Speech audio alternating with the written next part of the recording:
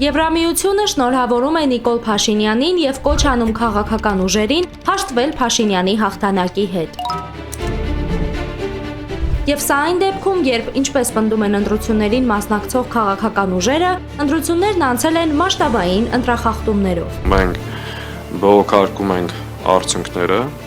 դրանից հետո գնալու ենք սահմանադրական դատարան, ըստ այդ արդյունքների խորհրդակցելով շեմ արտարած ընդդիմադիր ուժերի հետ, որովհետև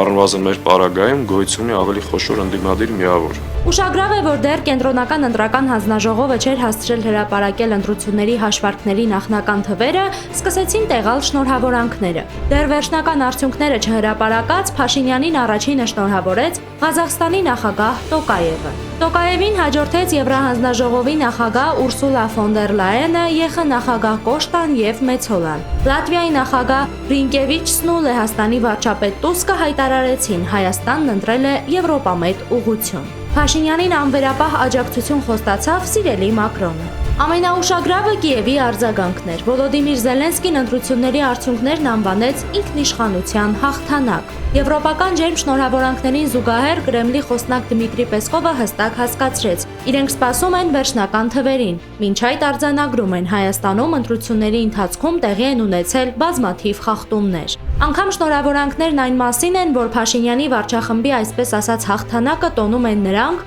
ում ձեռնտու է Հայաստանի աշխարհաքաղաքական շրջադարձը։ Իսկ իրական խախտումներն ու վարչական ռեսուրսի կիրառումը շարունակում են մարդու իրավունքների մասին խոսողների կողմից մնալ արհամարհված։